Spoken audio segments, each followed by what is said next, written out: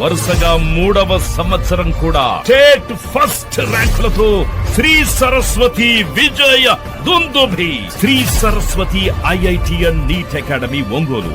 Chairman AV Ramanareddy.